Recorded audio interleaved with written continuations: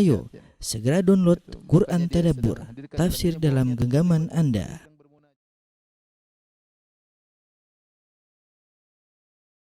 Bismillahirrahmanirrahim. Assalamualaikum warahmatullahi wabarakatuh. Alhamdulillahi ala ihsanihi wa syukru lahu ala taufiqihi wa amtinani wa asyhadu an la ilaha illallah wahdahu la syarika lahu ta'ziman li sya'ni wa asyhadu anna Muhammadan abduhu wa rasuluhu da'ila ridwani. Allahumma salli alaihi wa ala alihi wa ashabihi wa ikhwani. Para pemirsa, para jamaah Masjid Tarbiyah yang dirahmati oleh Allah Subhanahu wa taala. Kita melanjutkan pembahasan kita dari Sirah Nabawiyah, dan pada kesempatan kali ini kita akan bahas tentang perang Uhud, tentang perang Uhud. Adapun perang Uhud adalah kelanjutan dari perang Badar yang terjadi sekitar 1 tahun sebulan setelah perang Uhud. Setelah perang Badar, kita sebut perang Badar terjadi pada tahun kedua Hijriyah di bulan Ramadan. Adapun perang Uhud terjadi pada hari Sabtu di tengah bulan Syawal pada tahun 3 Hijriyah, ya. Jadi setahun lebih, sebulan kira-kira. Adapun sebab terjadinya perang ini karena ketika orang-orang Quraisy pulang dari perang Badar, mereka balik ke Mekah. Mereka ditimpa dengan musibah yang sangat besar, ya. Tidak pernah mereka ditimpa dengan musibah seperti itu. Kenapa? Karena tokoh-tokoh mereka, pembesar-pembesar mereka, Abu Jahal, kemudian Umayyah bin Khalaf dan yang lain-lainnya dibunuh dan terbunuh dalam perang Badar, sehingga mereka sangat malu, ya, karena mereka orang Quraisy memiliki pamor dan popularitas yang luar biasa di antara kabilah-kabilah Arab. Kabilah paling top kabilah Quraisy. Ya, kemudian yang lebih memalukan lagi, mereka banyak. Mereka 1000 orang kalah dengan 300 orang. Ya, ini hal yang sangat memalukan. Kemudian lagi dalam kekalahan tersebut ternyata yang tewas adalah pembesar-pembesar mereka. Ya, saking begitu mereka malu ketika mereka pulang ke kota Mekah, mereka melarang, tidak ada yang boleh menangis. Tidak ada yang boleh menangis. Semua harus menahan rasa tangis demi untuk tidak mempermalukan diri. Justru tatkala mereka mendam tangisan mereka itu, kesedihan mereka, semakin pedih luka dalam hati mereka. Sehingga dendam mereka dendam kusumat yang sangat mendalam. Akhirnya mereka persiapan selama setahun untuk bisa membalas kekalahan mereka dalam perang Badar, ya. Maka di antara yang mereka lakukan adalah semua harta yang selamat yang dibawa oleh Abu Sufyan ketika di awal perang Badar. Kita cerita ketika Nabi SAW hendak menghadang kafilah dagang Abu Sufyan, karena Abu Sufyan pulang dari negeri Syam membawa harta yang sangat banyak, yaitu hasil jual beli penduduk kota Mekah. Ya, kita sampaikan bahwasanya orang-orang Mekah, mereka penghasilan mereka adalah perdagangan. Jadi mereka kirim misalnya Abu Sufyan bersama rombongannya untuk pergi ke negeri Syam untuk berdagang, kemudian hasilnya mereka bawa pulang. Nah, ketika mereka Abu Sufyan hendak pulang menuju kota Mekah lewat Madinah, dari negeri Syam lewat Madinah, ya, karena negeri Syam di atas, di utara, Madinah baru Mekah. Jadi kalau mau ke Mekah lewat Madinah. Disinilah Nabi SAW menghadang untuk merebut harta mereka. Kemudian akhirnya Abu Sufyan kabur. Sebagaimana pernah kita jelaskan, yang terjadi perang Badar, pasukan dari Mekah menyerang, sementara kafilah dagang Abu Sufyan kabur menuju sampai Mekah. Dan kafilah dagang tersebut membawa harta yang sangat banyak, ya, sangat banyak. Jadi disebutkan di antaranya harta yang ada dalam kafilah dagang tersebut adalah 1000 ekor onta. Kafilah dagang tersebut membawa 1000 ekor onta dengan emas sebanyak 50.000 dinar. 50.000 dinar, ya. 50.000 saya sering sampaikan, 1 dinar kalau dikonversikan sekarang adalah 4/4 gram emas. 4/4 gram emas. Taruhlah kalau 4 gram kali 50.000 berapa itu, ya? Banyak, ya. Berarti 50.000 berarti 200.000 gram, berarti sekitar 200 kilo lebih emas. Ini jumlah yang banyak, 200 kilo, ya, bukan sedikit, apalagi di zaman tersebut. Nah, semua harta ini mereka infakkan di jalan syaitan. Mereka infakkan di jalan syaitan. Ya, Allah Subhanahu wa taala menyebutkan di antara sebab turunnya ayat, innal ladzina kafaru yunfiquna amwalahum liyasuddu an sabilillah fasayunfiqunaha thumma takunu alaihim hasratan thumma yughlabun wal ladzina kafaru ila jahannama yuhsyarun. Kata Allah Subhanahu wa taala, sungguhnya orang-orang kafir yunfiquna amwalahum, mereka menginfakkan harta mereka liyasuddu an sabilillah, untuk menghalangi orang dari jalan Allah Subhanahu wa taala. Di antaranya ini hartanya orang-orang Quraisy di Mekah, sudah kita sedekahkan untuk musuhi berperang melawan Muhammad. Jadi jangan disangka ya ikhwan, ya akhwat, para jamaah sekalian, jangan disangka cuma kita orang Islam yang berinfak di jalan Allah. Mereka orang-orang kafir, mereka juga berinfak di jalan iblis. Mereka juga berinfak di jalan iblis. Kalau mereka rela mengorbankan uang yang banyak dalam rangka masuk dalam neraka jahanam, setiap infak yang mereka infakkan semakin menjadi hasrah, penyesalan bagi mereka, mengantarkan mereka dalam neraka jahanam. Bagaimana kita dengan orang Islam? Setiap infak yang kita berikan akan mengantarkan kita menuju surga dan semakin meningkatkan derajat kita di sisi Allah Subhanahu wa taala. Maka seorang berusaha ya sadar bahwasanya yang berkorban bukan cuma orang-orang Islam. Orang kafir juga mereka berkorban, mereka juga ada infak. Lihatlah di sini 1000 ekor onta mereka infakkan bersama sekitar 200 kilogram lebih ya. Ya berarti 200 kilogram lebih emas untuk berjihad di jalan syaitan. Maka orang Quraisy pun mempersiapkan diri mereka untuk memerangi Rasulullah sallallahu alaihi wasallam. Sebelum mereka berperang, maka mereka ngirim berbagai utusan di berbagai negara, di negeri, berbagai wilayah dikumpulkan, diprovokasi agar bergabung dengan orang Quraisy, agar pasukan orang Quraisy semakin banyak. Berangkatlah ke sana kemari memprovokasi ya, memotivasi orang-orang agar ikut perang bersama mereka untuk menggulingkan kota Madinah, untuk membumi hanguskan kota Madinah, membunuh Muhammad dan para sahabatnya. Maka di antaranya mereka minta izin, mereka memotivasi Abu Azzah Al-Jumahi. Kita pernah jelaskan dalam perang Badar, Abu Azzah Al-Jumahi adalah seorang penyair orang Quraisy yang dia ditawan dalam perang Badar ya. Kemudian dia miskin ya, akhirnya dia minta, ya Rasulullah, ya Muhammad, lepaskanlah aku. Sampai kata sebagian sahabat, ya Rasulullah, biar saya patahin giginya biar dia tidak bisa bersyair.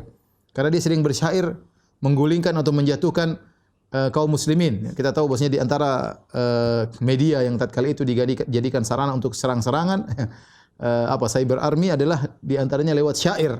Nah, Abu Azzah Al-Jumahi adalah seorang penyair kafir Quraisy yang dia sering bersyair untuk menjatuhkan mental kaum muslimin. Maka ketika dia ditangkap dalam perang Badar, sebagian sahabat mengatakan, Rasulullah, biar saya patahkan giginya biar dia tidak bisa bersyair lagi. Namun dia mengatakan, Muhammad, kasihan saya punya anak. Akhirnya Rasulullah bebaskan dia, tapi Rasulullah ambil janji, kau jangan lagi membantu orang-orang kafir kalau menyerang kami. Kau jangan lagi berjanji, jangan lagi membantu orang kafir menyerang kami. Dan Abu Azzah Al-Jumahi akhirnya berjanji dan dia tidak akan mendukung orang-orang kafir lagi. Rupanya dia dirayu oleh orang-orang Quraisy, di antaranya Safwan bin Umayyah. Safwan bin Umayyah anaknya Umayyah bin Khalaf. Safwan bin Umayyah bin Khalaf. Umayyah bin Khalaf adalah majikannya Bilal yang menyiksa Bilal yang tewas dalam perang Badar sebagaimana sudah kita jelaskan. Maka Safwan bin Umayyah datang ke Abu Azzah. Kemudian Safwan berkata, "Ya Abu Azzah, innaka mru'un syair, wahai Abu Azzah, engkau seorang penyair. Fa inna bilisanik, bantu kami dengan syair-syairmu untuk memprovokasi orang supaya datang menyerang kota Madinah, untuk menjatuhkan mental kaum muslimin. Fakhruj ma'ana, keluarlah bersama kami, ayo." Abu Azzah mengatakan, tidak. Manna alaihi Muhammadun yauma Badar, Muhammad telah memberikan aku anugerah pada hari perang Badar, aku dibebaskan, ya, dan tidak tanpa membayar sama sekali biaya tebusan, aku dibebaskan. Wa ahatuhu la udhahiru alaihi aduan abadan, dan aku sudah berjanji kepadanya, aku tidak akan membantu seorang pun untuk menyerang dia. Aku sama sekali tidak membantu musuhnya. Ya, wa ana afilahu bima ahatuhu alaihi, dan aku akan menunaikan janjiku. Apa kata Safwan bin Umayyah? Dia orang kaya. Dia mengatakan, sementara Abu Azzah Al-Jumahi orang miskin. Dia berkata, ukhruj ma'ana walaka Allahu alayya in raja'ta an ughnika wa in usibta an aj'ala banatika ma'a banati. Kata dia, untuk kau demi Allah, kata Safwan bin Umayyah, saya bersumpah demi Allah, jika kau ikut dalam perang berikut ini, yaitu perang Uhud, dan kau selamat, aku akan menjadikan kau orang kaya. Jangan kau khawatir. Kalau ternyata kau meninggal dalam perang Uhud, anak-anakmu akan saya rawat, akan jadi tanggunganku. Sama aku jadikan seperti anak-anakku, seperti putri-putriku. Kalau sama-sama senang, kalau susah sama-sama susah. Senang sama-sama senang, susah sama-sama susah. Akhirnya ketika mendengar tawaran menarik dari Safwan bin Umayyah, akhirnya Abu Azzah Al-Jumahi akhirnya ikut, terprovokasi, dan dia mulai melantunkan syair-syairnya untuk memprovokasi orang-orang untuk menyerang kota Madinah. Mulailah berkumpul orang satu demi satu berkumpul, bergabung dengan pasukan Quraisy. Di antara yang ikut dalam peperangan adalah Wahsy. Wahsy yang akhirnya membunuh Hamzah, paman Nabi sallallahu alaihi wasallam, Hamzah bin Abdul Muthalib. Siapakah Wahsy? Wahsy adalah budaknya Jubair bin Mut'im. Jubair bin Mut'im, ya, bapaknya Mut'im bin Adi. Jubair bin Mut'im punya paman namanya Tu'aimah bin Adi. Tu'aimah bin Adi ini pamannya Jubair bin Mut'im, ketika itu masih kafir. Jubair bin Mut'im sahabat radhiyallahu anhu, tapi ketika itu masih kafir. Dia punya paman Tu'aimah bin Adi dibunuh oleh Hamzah dalam perang Badar. Maka dia dendam. Dia dendam, pamannya dibunuh. Dia datang kepada Wahsy budaknya, budak Habasyi. Dia adalah orang yang sangat pandai dalam melempar hirbah, yaitu tombak, dan jarang meleset. Maka dia berkata, "Ukhruj ma'an nas, wahai budakku, Wahsy. Keluarlah bersama orang-orang untuk berperang. Fa in anta qatalta Hamzata amma Muhammadin bi ammi Tu'aimah bin Adi fa anta hur." Kalau kau bisa bunuh pamannya Muhammad sebagaimana pamanku terbunuh. Kalau kau bisa bunuh Hamzah pamannya Muhammad sebagaimana pamanku Tu'aimah bin Adi terbunuh, maka kau akan bebas, kau merdeka. Dan Hamzah yang telah membunuh pamanku, ya, tatkala perang Badar. Maka keluarlah Wahsy bersama pasukan mereka, dan dia tidak ingin ikut perang, dia cuma ingin tujuannya membunuh Hamzah. Kenapa? Apa cita-cita seorang budak? Cita-citanya ingin merdeka. Itu yang diharapkan merdeka. Nah, sekarang ada jalan terbuka untuk mereka. Gimana bunuh Hamzah? Itu aja. Syaratnya bunuh Hamzah. Akhirnya orang Quraisy terus mengumpulkan pasukan-pasukan dari sana sini, pergi ke sana kemari. Mengumpulkan orang Arab semua dari Kinana, dari Tihamah, ya, mereka kumpul untuk memerangi Rasulullah sallallahu alaihi wasallam, ya. Kemudian juga bergabung dengan mereka Abu Amir Al-Fasiq.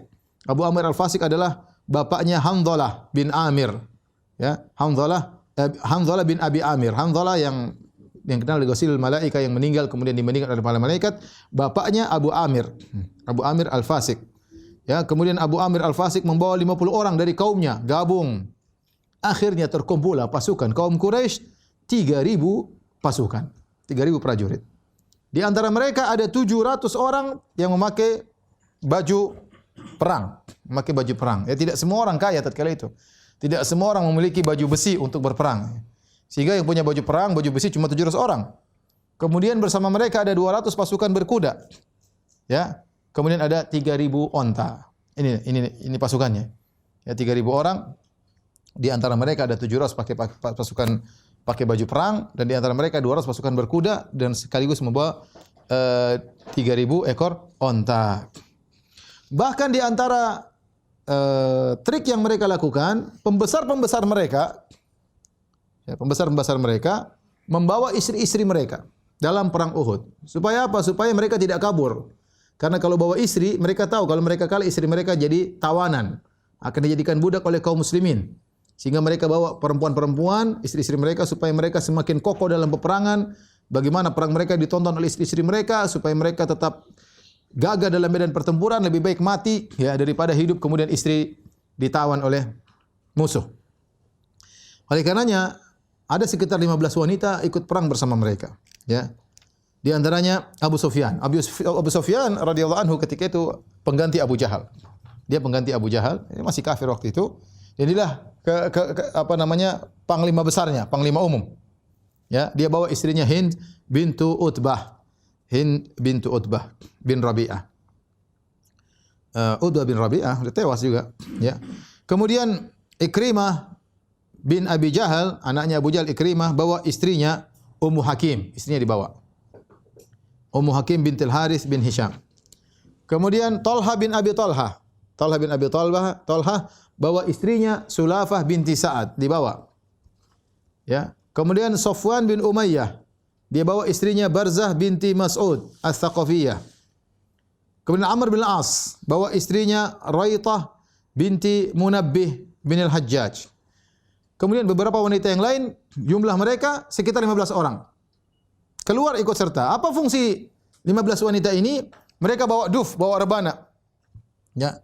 Bawa khamar, kasih semangat suami-suami mereka, kasih semangat pasukan. Kemudian mereka provokasi, menangis. Bagaimana tokoh-tokoh kita meninggal dalam perang Badar, ya.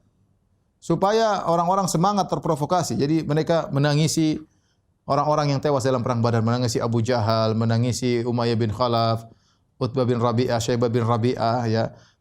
Uqbah bin Abi Mu'ayyid, tokoh-tokoh yang sudah tewas. mereka tangisi. Ya. Dan ini rata-rata ya yang datang sebagai pemimpin adalah anak-anak dari tokoh-tokoh tersebut. Kita tadi Ikrimah, anaknya Abu Jahal. Ya. Kemudian Sofwan bin Umayyah, anaknya Ubayyah bin Khalaf. Ya, jelas bagaimana dendam tidak terkobar. Yang terbunuh di perang Badar bapak-bapak mereka. Ya. Contohnya tadi Sofyan, istrinya juga Barzah Amr bin Al-As, istrinya adalah Raithah binti Munabbih. Sementara Munabbih juga tewas dalam perang Badar ya. Jadi membuat mereka semakin membara dendam mereka.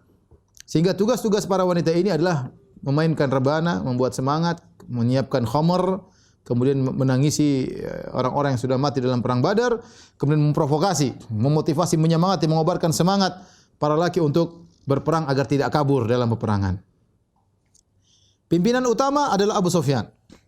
Adapun pimpinan pasukan berkuda adalah Khalid ibn Walid.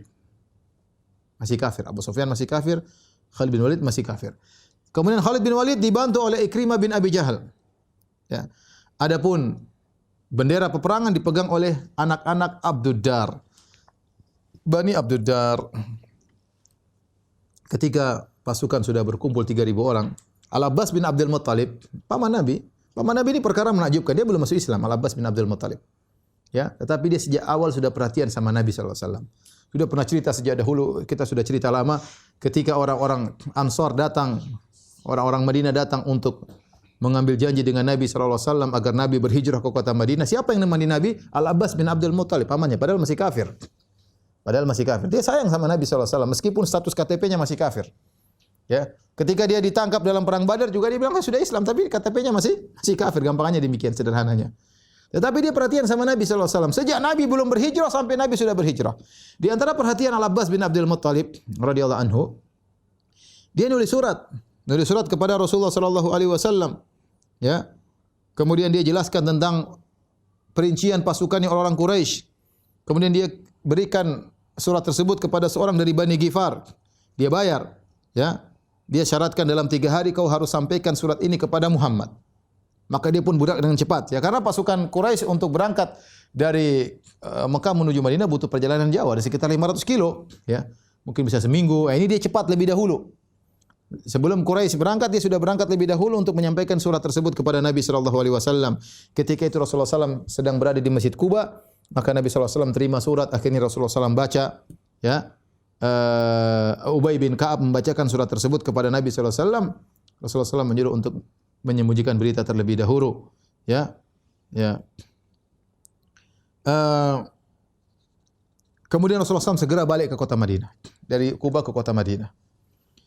Maka ketika itu Rasulullah SAW menyuruh orang-orang untuk menjaga kota Madinah. Kemudian Rasulullah SAW mengumumkan bahwasanya kondisi lagi gawat darurat. Ya, jangan sampai mereka lagi lalai kemudian diserang tiba-tiba.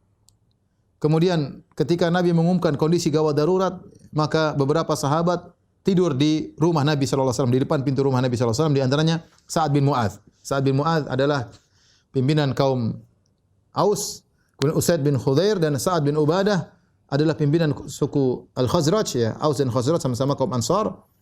Mereka pun tidur di malam Jumat. Jadi surat itu sampai hari Kamis. Perang hari Sabtu. Sudah tiba hari Kamis, malam Jumatnya mereka semua tidur di pintu rumah Nabi sallallahu alaihi wasallam dan mereka siapkan pedang, mereka jaga Nabi sallallahu alaihi wasallam. Akhirnya berangkatlah orang-orang Quraisy, ya. Kemudian mereka menempuh jalan ke sana kemari, ya. Ada perincian jalan-jalan yang mereka tempuhi sampai mereka singgah di Dzul Hulaifah, ya. Dzul Hulaifah itu sudah mendekati kota Madinah, sudah di tempat miqat, ya. Dan terus mereka mendekat, ya.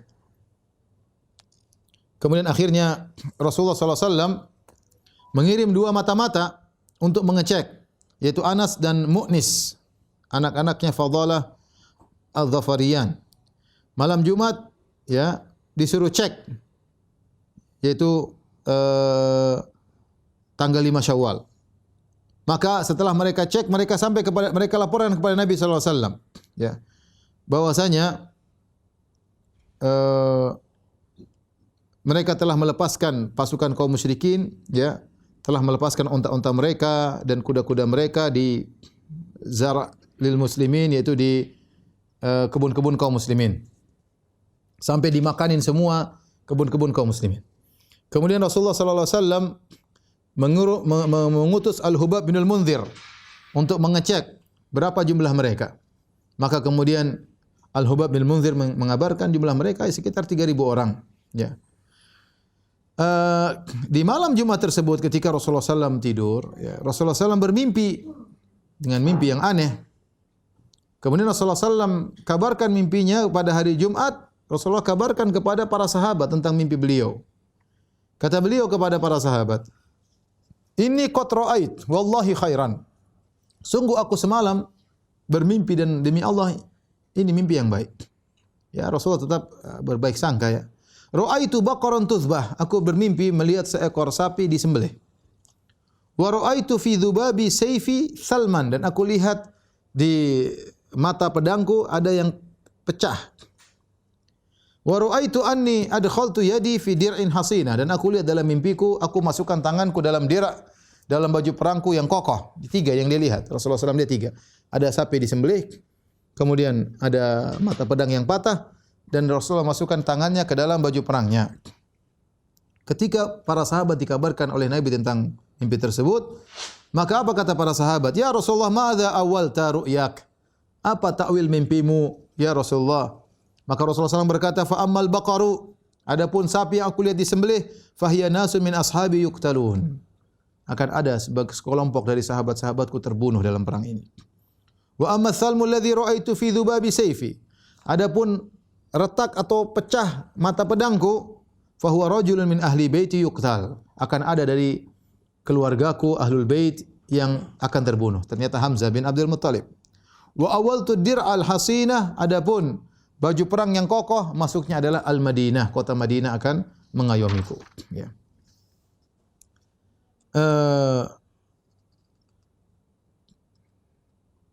Kemudian setelah itu rapatlah Nabi dan para sahabat menentukan strategi apa yang harus mereka tempuh.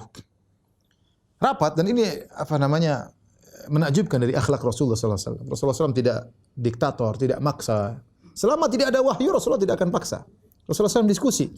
Allah mengatakan, fa idza azamta, ya, fatawakkal Allah. Kalau kau sudah bertekad, ya, maka berjalanlah. Tapi sebelumnya, wa amruhum syura bainahum. Mereka bermusyawarah, ya. Mereka bermusyawarah. Rasulullah SAW musyawarah dengan para fasyawirhum fil amr. Kata Allah, musyawarahlah dengan mereka dalam urusan. Maka Rasulullah SAW ngobrol dengan para sahabat musyawarah. Maka Rasulullah SAW punya ide. Kata Nabi SAW, umkuthu fil Madinah, waj'alun nisa'a wa dharariya fil atam. Fa in dakhala alaina alqawmu faqatalnahum fil aziqqah. Kata Nabi SAW, tetaplah kita di Madinah, jangan keluar. Ini strategi perang. Kita tetap di kota Madinah. Kemudian biarkan anak-anak dan wanita-wanita, istri-istri di atom-atom itu bangunan yang tinggi. Ya. Kalau musuh datang masuk kepada kita, kita bunuh mereka dari Aziqqah, yaitu dari Sikak, dari jalan-jalan lorong-lorong kota Madinah. Ini ide yang cemerlang. Ya, karena musuh tidak tahu selak beluk kota Madinah. Mereka akan masuk. Kalau mereka masuk terjebak, kaum muslimin sudah siap di situ. Dan anak-anak bisa ikut perang dari atas. Wanita-wanita juga bisa bisa melempar tombak dari atas. Ini strategi yang cemerlang dari Nabi sallallahu alaihi wasallam. Dalam berita yang lain kata Nabi sallallahu alaihi wasallam, "Falau qataltumuhum fi sikak." Bagaimana kalau kita perangi mereka ya di lorong-lorong? Faramahumun nisa min fawqil hitan. Adapun para wanita mereka akan dari tempat yang tinggi memanahi atau melempar tombak kepada musuh-musuh.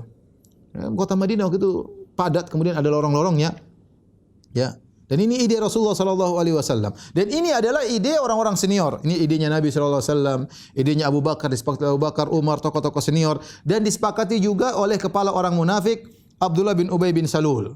Abdullah bin Ubay bin Salul juga termasuk senior, dia KTP-nya Islam, dia sudah masuk Islam, dan dia juga sepakat dengan ide tersebut, dan dia hadir dalam rapat tadi. Ya. Kenapa dia setuju dengan ide Nabi sallallahu alaihi wasallam? Bukan karena berani, tapi karena itu lebih selamat, lebih aman ya. Sungguhnya dia seorang munafik. Ternyata para pemuda mereka punya ide lain. Mereka bilang, ya Rasulullah, ya, ini karena bukan wahyu dari Allah. Ya, kita punya ide, kita ingin keluar. Jangan nongkrong jangan jadi jagoan kandang. Gampangnya demikian. Ya. Terutama orang-orang yang tidak sempat ikut perang Badar, mereka sangat semangat. Dan mereka tahu bagaimana keutamaan perang Badar sehingga mereka tidak ingin luput dalam perang Uhud, sehingga ingin juga cari pahala. Ya, mereka berkata, "Ya Rasulullah, wallahi ma dukhila alaina fiha fil jahiliyah fa kaifa yudkhal alaina fiha fil Islam?" Ya Rasulullah, kita waktu masih jahiliyah, kita bukan jago kandang, tidak ada yang datang menyerang ke kota Madinah. Itu masih jahiliyah. Sekarang kita sudah Islam, bagaimana kita biarkan musuh-musuh datang ke kota Madinah? Kita keluar serang mereka. Gampangannya mereka mengatakan, "Ya Rasulullah, kita waktu masih musyrik bukan jagoan kandang. Kita keluar, apalagi sudah Islam. Ukhruj bina ila a'daina." Ya Rasulullah, ajak kami keluar menuju mereka. La yarawna anna jubunna wa dha'ufna, ya. Jangan sampai mereka lihat kita ini disangka penakut dan pengecut. Ayo kita keluar. Orang-orang Rasulullah SAW ngalah kepada anak-anak muda ini, ya, anak-anak muda. Adapun Abdullah bin Ubay bin Salul, dia menentang. Dia bilang, "Ya Rasulullah, akim fil Madinah." Ya Rasulullah, jangan keluar. Kita di kota Madinah saja, jangan keluar. Ya. Kalau kita keluar nanti kita pasti celaka ya Rasulullah. Ya. Kalau mereka yang masuk di kota Madinah, kita yang habisi mereka. Da'hum ya Rasulullah, biarin anak muda, enggak usah dengan mereka. Kalau mereka jadi jangan ikuti mereka. Biarkan kita tetap, nanti musuh datang kita tinggal serang dari dalam kota Madinah dan wanita bisa ikut serang dari atas. Akan tetapi anak-anak muda tetap semangat. Ya Rasulullah, kita keluar, jangan jagoan kandang. Tatkala Rasulullah melihat kebanyakan anak-anak muda mau keluar dan mereka semangat untuk keluar dan wahyu tidak turun, ya akhirnya Rasulullah SAW berkata, "Sya'nukum idzan." Kalau begitu ya sudah kita keluar. Rasulullah SAW ngalah. Ini akhlak yang menakjubkan dari Rasulullah SAW. Ya kalau seandainya Rasulullah SAW maksa, mereka akan tunduk. Tapi subhanallah Rasulullah SAW musyawarah. Yang lain pada semangat, mayoritas semangat untuk keluar. Rasulullah bukan diktator. Rasulullah SAW ya sudah. Rasulullah SAW biarkan ide mereka berjalan dan akhirnya nanti kaum muslimin banyak yang meninggal. Ketika Rasulullah SAW tahu kaum muslimin banyak meninggal, Rasulullah SAW juga tidak pernah ungkit di kemudian hari. Gara-gara kalian sih, kan saya sudah bilang di Madinah saja, ngapain keluar kalian sih maksa-maksain saya. Rasulullah tidak pernah demikian. Akhlak yang mulia, ya. Tidak sebagai orang ya diktator ingin pendapat dia yang dilakukan, tidak mau mendengar dari yang lain. Ya, kita tidak tahu. Banyak sisi yang harus diperhatikan. Bahkan kita saja sebagai seorang dai terkadang kita yang melakukan sesuatu kita diskusi sama yang lain. Mungkin ada sisi-sisi yang tidak dilihat oleh kita karena sisi yang harus diperhatikan banyak. Kita mungkin dai ada satu sisi yang kita mahir dalam hal ini. Ada sisi-sisi lain, kondisi masyarakat misalnya atau kondisi apa yang kita tidak lihat. Kondisi ekonomi, kondisi perpolitikan, kondisi apa yang terkadang kita harus mendengar dari yang lain, memberi masukan kepada kita untuk kita mengambil qaror, yaitu keputusan yang akan kita tindak lanjuti. Di sini Rasulullah SAW akhirnya nurut atau ngikut kepada anak-anak muda. Akhirnya setelah sholat Jumat, jadi setelah sholat Jumat selesai, maka Rasulullah SAW pun menasihati para sahabat, ya, suruh mereka bersabar. Kemudian setelah itu Rasulullah SAW sholat asar. Ya, setelah sholat asar orang-orang sudah mulai siap untuk berangkat perang. Mereka semua sudah nunggu Rasulullah SAW keluar dari rumahnya untuk berangkat perang. Maka akhirnya Sa'ad bin Mu'adz dan Usaid bin Hudzair ya menegur para sahabat yang lain, anak-anak muda. Kata mereka, istakrahtum Rasulullah SAW alal khuruj. Kalian telah maksa Nabi untuk keluar. Harusnya sudahlah. Kita di Madinah aja enggak usah keluar. Wa a'lamu billahi wa bima yurid. Rasulullah lebih tahu tentang Allah dan dia tahu apa yang Allah kehendaki. Wal wahyu yanzilu alaihi minas sama. Wahyu turun kepada Nabi sallallahu alaihi wasallam.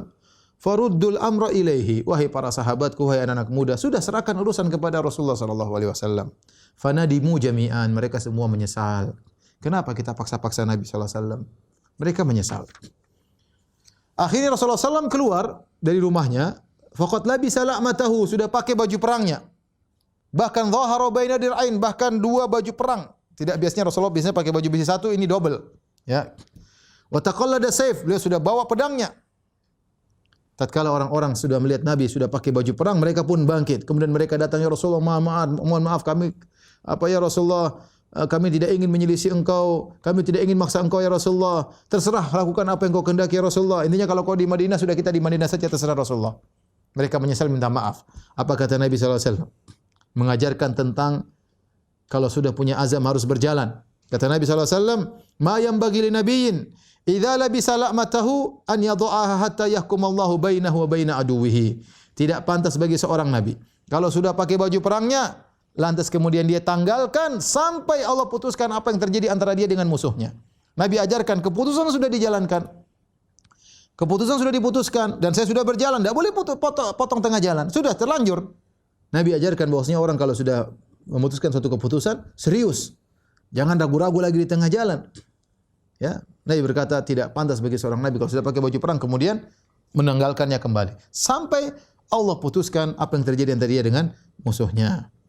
Kemudian Rasulullah SAW beri pengumuman untuk keluar menuju musuh. Taib. Rasulullah SAW kemudian membagikan bendera-bendera peperangan. Adapun bendera peperangan untuk suku Al-Aus dari kaum Ansar, Rasulullah SAW berikan kepada Usaid bin Hudhair. Usaid bin Hudhair pegang bendera untuk kaum Aus. Kemudian bendera untuk suku Al-Khazraj, Rasulullah berikan kepada Al-Hubab ibn al-Munzir. Adapun bendera untuk kaum Muhajirin, Rasulullah SAW berikan kepada Mus'ab bin Umair. Ya, ada sahabat-sahabat mulia, tapi Rasulullah kasihkan kepada Mus'ab bin Umair sebagai bentuk penghargaan kepada Mus'ab bin Umair. Tidakkah kita ingat bahwasanya Mus'ab bin Umair inilah yang diutus oleh Nabi untuk berdakwah di kota Madinah, yang dia berjuang akhirnya kota Madinah penuh orang masuk Islam. Di antara jasa paling besar adalah Mus'ab bin Umair. Maka Nabi berikan bendera peperangan kepada Mus'ab bin Umair. Kemudian Rasulullah SAW menjadikan Ibnu Ummi Maktum untuk menggantikan Nabi di kota Madinah. Beliau buta sehingga jadi imam pengganti Rasulullah SAW. Kemudian Rasulullah SAW keluar bersama 1.000 sahabat. Kemudian Sa'dan, 2 Sa'ad. As-Sa'dan, 2 Sa'ad, ya Sa'ad bin Mu'adz dan Sa'ad bin Ubadah. Sa'ad bin Mu'adz pemimpin kaum Aus, Sa'ad bin Ubadah pemimpin kaum Khazraj. Mereka berjalan di depan Rasulullah SAW. Kemudian mereka berdua memakai baju perang. Kemudian keluar lagi Hamzah bin Abdul Muttalib tidak pakai baju perang. Hamzah bin Abdul Muttalib dada terbuka, keluar berjalan. Masya Allah. Kemudian Rasulullah SAW berjalan bersama para sahabat. Sampai Rasulullah SAW tiba suatu tempat namanya Asy-Syaikhain. Suatu tempat namanya Asy-Syaikhain. Ya. Rasulullah SAW bermarkas di situ, berkem di situ. Kemudian mulailah Rasulullah SAW mengecek pasukan. Rasulullah mengecek, suruh baris, Rasulullah SAW mengecek satu-satu. Ya. Yang masih kecil Rasulullah SAW suruh pulang. Yang masih kecil suruh pulang. Subhanallah. Ternyata waktu perang para sahabat masih senior, junior masih kecil juga semangat berperang. Jadi ini menakjubkan bagaimana pendidikan para sahabat terhadap anak-anak mereka. Mereka belum cukup umur semangat untuk berperang ya. Jauh dengan kita ya ikhwan ya. Sebagian kita anak-anaknya Masya Allah jagoan perang, tapi perang dalam game ya. Perang dalam apa? Game ya. Bahkan beli senjata yang banyak, pakai duit banyak beli senjata, ya. Tapi dalam game ya. Ini benar-benaran bagaimana anak-anak diberikan semangat Islami, semangat membela agama, sampai mereka kecil-kecil ini ikut semangat untuk berperang. Tapi Nabi suruh pulang. Di antara yang disuruh pulang adalah Abdullah bin Umar, anaknya Umar bin Khattab. Kemudian yang masih kecil juga Zaid bin Thabit. Kemudian Usama bin Zaid, anaknya Zaid bin Harithah. Kemudian Zaid bin Arqam, Al-Bara' bin Azib, semua sahabat-sahabat junior. Kemudian Amr bin Hazm, Usaid bin Zahir, Urabah bin Aus, Abu Sa'id Al-Khudri. Ini semua disuruh pulang oleh Nabi SAW. Masih kecil, di bawah umur, tidak boleh ikut perang. Tadi kita sebutkan di antaranya Ibnu Umar. Kata Ibnu Umar, Rasulullah mengecek pasukan pada waktu perang Uhud dan umur saya masih 14 tahun. Maka Rasulullah tidak membolehkan saya ikut perang. Ketika perang Khandaq saya keluar lagi, dicek lagi. Ternyata umur saya 15 tahun dan Nabi izinkan saya untuk berperang. 14 masih belum boleh, 15 baru boleh ikut perang. Dari sini kata para ulama ini dalil bahwasanya Rasulullah hanya mengizinkan orang yang balik yang ikut berperang. Yang masih di bawah umur tidak boleh ikut berperang kecuali memiliki kelebihan khusus. Dan baliknya seseorang bisa diketahui dengan 3 cara bagi lelaki. Pertama, ya, dengan ihtilam. Jika seorang mimpi, maka dia balik. Yang kedua, atau jika telah tumbuh rambut di sekitar kemaluannya, meskipun dia belum mimpi, kalau sudah tumbuh rambut di sekitar kemaluan dianggap balik. Atau belum tumbuh rambut atau belum mimpi, tetapi dia sudah berusia 15 tahun, maka dia telah dianggap balik. Ini salah satu dari indikator untuk menunjukkan seorang telah balik, yaitu berusia 15 tahun. Kemudian juga ada sahabat junior Rafi' bin Khadij dan Samurah bin Jundub. Mereka berdua masih junior, tetapi Rafi' bin Khadij meskipun belum cukup usia, tapi beliau mahir dalam memanah. Maka Nabi izinkan dia ikut perang.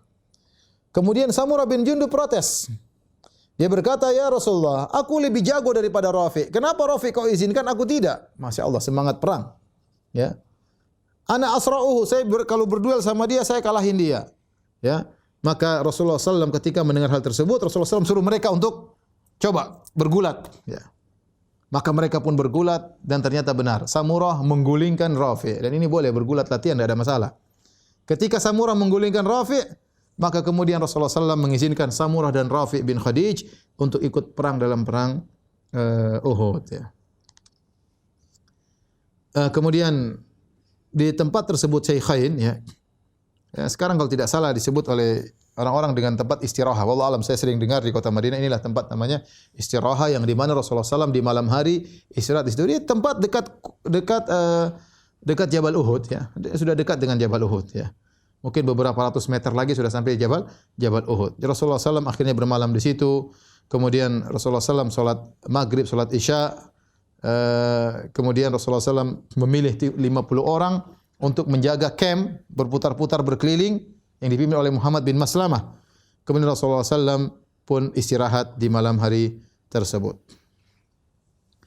Ketika terbit pagi hari, hari Sabtu itu menjelang peperangan. Ingat, perang hari Sabtu di waktu duha. Perang hari Sabtu di waktu duha. Ya. Ketika terbit fajar, maka mereka pun sebelum terbit fajar mereka berjalan, melanjutkan perjalanan di waktu sahur sampai mereka tiba suatu tempat namanya Asy-Syaudh antara Madinah dengan Uhud. Tibalah waktu salat fajar di situ. Maka kemudian Bilal diperintahkan untuk azan, kemudian iqamat. Maka Rasulullah SAW salat bersama para sahabatnya. Di saat itu menjelang peperangan, tiba-tiba Abdullah bin Ubay bin Salul berkhianat. Ya. Kemudian dia ingin balik. Dia balik meninggalkan lokasi peperangan padahal tinggal berapa ratus meter lagi. Dia tinggalkan lokasi peperangan bersama 300 orang munafik. Yaitu dari 1000 sepertiga hilang, tinggal 700. Dan ini bahayanya orang munafik. Orang munafik melakukan tindakan yang berbahaya ini kalau dari awal masih mending, ini menjelang peperangan. Tentunya di malam hari Rasulullah sudah berpikir bagaimana strategi taktik dengan 1000 pasukan. Tiba-tiba menjelang peperangan mundur 300 orang. Ini bahaya. Bisa bikin heboh, bisa bikin gaduh, bisa memundurkan, menjatuhkan mental para sahabat. Ya seandainya mereka mundur dari awal masih mending. Dan ini bahayanya orang munafik, bikin memancing dalam kekeruhan, ya, mengerikan. Memancing di air keruh. Orang lagi sedang ini mereka cari-cari semakin berbahaya, mencari manfaat dalam kondisi demikian. Ya, akhirnya sepertiga dari pasukan mundur. Kemudian Abdullah bin Ubay bin Salul punya dalil, dia berkata, "Asani wa ata'al wildan." Muhammad tidak nurut kepadaku.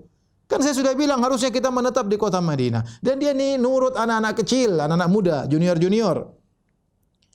Wa man la ra'ya lahu ma nadri ala ma naqtul anfusana. Dan kalau orang yang tidak bisa punya pendapat, tidak bisa dipegang pendapatnya, terus ngapain kita bunuh diri kita? Irji'u ayuhan nas, ayo kita pulang. Maka orang-orang munafik yang dalam diri mereka ada munafik, memang teman-temannya Abdullah bin Ubay bin Salul sebelumnya, akhirnya mereka balik tinggal 700 pasukan. Maka turunlah firman Allah Subhanahu wa taala, ya, berkaitan dengan mereka ini. Tatkala mereka mundur, maka bapaknya Jabir bin Abdullah, namanya Abdullah bin Amr bin Haram, nasihati mereka. Dia kejar mereka, dia berkata, "Ya qaum, udzakirukumullah, alla takhdhulu qaumakum wa nabiyyakum indama hadara min aduwwihim." Wahai kaumku, aku ingatkan kalian kepada Allah, jangan kalian berkhianat, meninggalkan kaum kalian dan meninggalkan nabi kalian tatkala musuh sudah tiba. Qalu law na'lamu annakum tuqatilun ma aslamnakum. Ya. Ma aslamnakum walakinna la nara an yakuna qitalun, ya. Kata mereka, kami kalau tahu kalian bakalan berperang, tentu kalian tidak akan berangkat, tapi kami menyangka tidak akan terjadi peperangan. Mereka cari alasan. Tatkala Abdullah bin Haram menasihati mereka dan mereka tetap ngeyel, tetap hendak pergi, maka Abdullah bin Haram mengingatkan mereka, ab'adakumullah a'da Allah. Semoga Allah menjauhkan kalian dari rahmat Allah, wahai musuh-musuh Allah. Fasayughnillahu azza wa jalla ankum nabiyahu. Allah akan mencukupkan nabinya dan tidak butuh dengan kalian. Maka turunlah firman Allah Subhanahu wa taala tentang mereka, ya. Di antaranya firman Allah, Ma kana Allahu liyadharul mu'minina ala ma antum alaihi hatta yamizal khabitha minat thayyib. Allah tidak akan membiarkan kaum mukminin di atas kondisi kalian sampai Allah bedakan mana yang buruk dan mana yang baik. Allah ingin menjadikan pasukan kaum muslimin tatkala itu pasukan yang baik, yang buruk Allah singkirkan. Ya.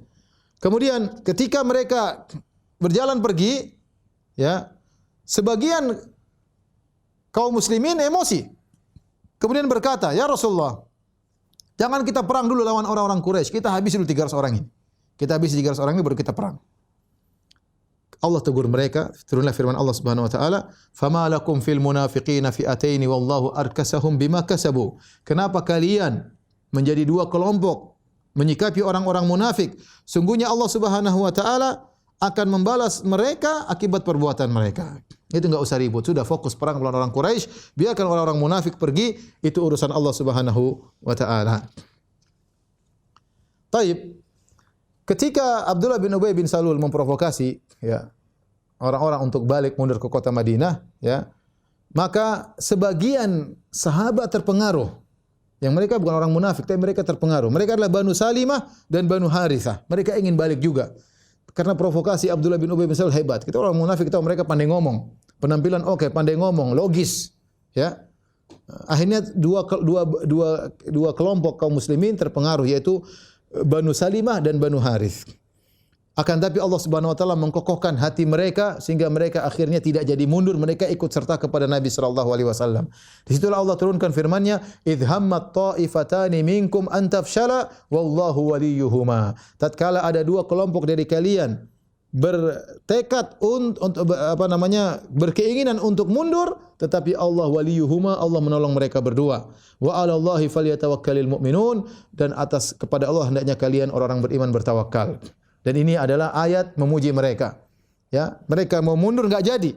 Dan Allah mengatakan wallahu waliyuhuma, Allah sebagai penolong dua kelompok ini, itu Bani Salimah dan Bani Harithah. Taib. Ya. Setelah itu Rasulullah sallallahu alaihi wasallam, ya, kemudian mulai menyiapkan pasukan. Yang Rasulullah sallam benar-benar siapkan adalah, ya, bagaimana strategi dalam peperangan. Di antaranya Rasulullah sallam mempersiapkan sekitar 50 pasukan pemanah, ya, yang Rasulullah sallam letakkan di sebuah gunung yang kecil yang disebut dengan Jabalur Rumat, sekarang dikenal dengan Jabalur Rumat, atau nama aslinya adalah Jabalul Ainain, Jabal Al-Ainain, ya. Tapi sekarang dikenal dengan Jabal Rumat karena Rumat artinya pasukan pemanah. Artinya pasukan pemanah, ya. Fungsi pasukan ini adalah jangan sampai pasukan kaum musyrikin muter dan menyerang kaum muslimin dari dua sisi, ya. Dari dua sisi, ya. Saya gambarkan sedikit, ya, mungkin, ya, sebagai gambaran.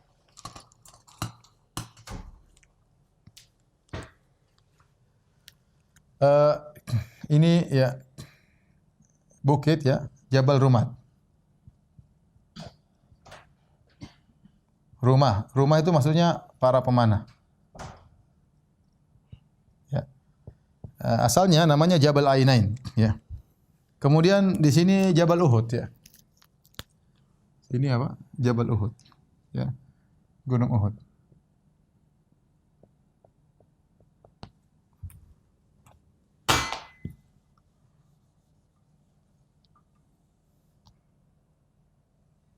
Gunung Uhud.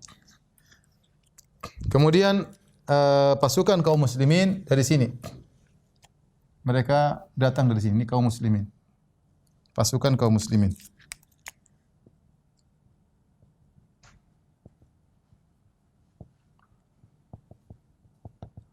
Kemudian pasukan kaum musyrikin dari sini. Kaum musyrikin. Perang terjadi pada bulan Syawal, perang bulan Syawal 3 Hijriah di waktu duha. Matahari kira-kira di sini. Ini matahari, posisi matahari. Waktu duha. Enggak usah kasih mata kan? Enggak usah. Taib. Di sini ada 50 pasukan. dipimpin oleh Abdullah bin Jubair. Sementara yang tersisa di sini adalah 700 kurang 50 sama dengan 650. 300 munafik udah pulang. Kabur. Kaum musyrikin jumlahnya berapa tadi? 3.000. 3.000 pasukan. Yang 3.000 tersebut tadi di atas berapa tadi? 600 dari berpakaian perang.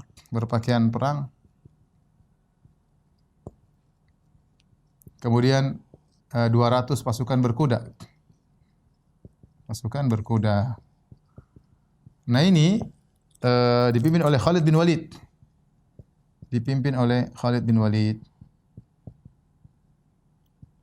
Khalid ibn al-Walid.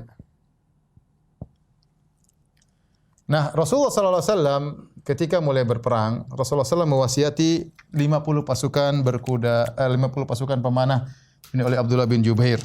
Kata Rasulullah sallallahu alaihi wasallam, tetaplah kalian di sini, ya. La tabrahu makanakum, jangan kalian tinggalkan tempat kalian. La nu'ta min kibalikum, jangan sampai mereka datang kemudian mereka menyerang dari dua sisi. Ini kan 3.000 mau dibagi dua. Sebagian mau di-offer untuk menyerang kaum muslimin dari dua sisi. Ini berbahaya. Jadi tugas mereka apa? Untuk memanahi. Tugas mereka adalah memanahi orang-orang musyrikin, ya. Tugasnya memanahi orang-orang musyrikin, pasukan Khalid bin Walid agar tidak mutar dari belakang. Ini fungsinya. Dan Nabi SAW benar-benar kasih wasiat, jangan kalian turun dari tempat ini apapun yang terjadi. Sampai kalau kalian melihat kami menang, jangan kalian turun. Hatta ursila ilaikum, sampai aku kirim perintah berikutnya. Wa in ra'aitumuna, ya, kalau kalian melihat kami hazamnal adu, kami telah mengalahkan musuh, maka fala tabrahu makanakum, jangan turun. Wa in ra'aitumuna, kalau kalian melihat kami, ya, dibunuh oleh musuh dan mayat-mayat kami telah diambil oleh burung-burung, fala tabrahu makanakum, jangan kalian tinggalkan tempat kalian. Supaya apa? Supaya perang fungsinya agar tetap satu arah. Fungsinya apa? Agar perang tetap satu arah. Tetap satu arah. Kenapa kalau satu arah? Kalau satu arah meskipun ini jumlahnya banyak tetap satu arah. Jadi satu arah bisa dilawan. Tapi kalau sudah dua arah, ada di sini menyerangi juga, repot di sini. Para sahabat repot. Dari sini datang, dari sini datang, repot. Tapi kalau satu arah saja tidak ada masalah. Mau sini jumlahnya banyak, 700 lawan 3.000 masih bisa bertahan. Musuh 1:4. Ya. 1:4 ya. 1:4 ya. Ini kaum muslimin. Kemudian kafir Quraisy. Ya, ingat ya, ini berapa? 700, ini 3.000. Jadi harus satu arah. Dan ini diantara strategi Nabi SAW dalam berperang. Jadi perangnya di sini. Perang, di mana lokasi perang? Sini lokasi perang. Yang sekarang adalah kuburan. Jadi perang Uhud itu bukan perang di atas gunung, enggak ya. Gunung Uhud ini panjang ya. Gunung Uhud itu panjang ya, Panjang 8 km, lebar 2 sampai 3 km. Dikatakan Uhud kenapa? Karena dia bukan gunung begini, tapi dia satu aja, gunungnya satu menyatu. Makanya dikatakan Uhud, satu. Jadi kepalanya cuma satu. Ya, beda kalau gunung kan biasanya gunung, kemudian mencelai gunung, banyak kepalanya. Taib. Kemudian Nabi menguasai tempat tertinggi, dan ini strategi perang yang baik. Barang siapa menguasai tempat tertinggi mudah untuk menyerang. Nabi lebih dahulu pasang pasukannya di sini, sehingga kalau musuh datang bisa dipanahi. Kemudian strategi yang berikutnya di waktu duha, Nabi pilih tempat yang baik. Kenapa? Karena matahari dari sana. Dan kaum musyrikin di sini kalau mereka berperang mereka terganggu dengan matahari. Itu di antara strategi perang Nabi sallallahu alaihi wasallam. Bagaimana perangnya? Kita tunda pekan depan insyaallah taala. Sampai di sini saja kajian kita. Saya rasa sampai di sini saja kajian kita kepada jamaah Masjid Tarbiyah. Insyaallah kita lanjutkan pekan depan باذنillah taala. Kurang lebihnya saya mohon maaf. Wabillahi taufiq wal hidayah. Assalamualaikum warahmatullahi wabarakatuh.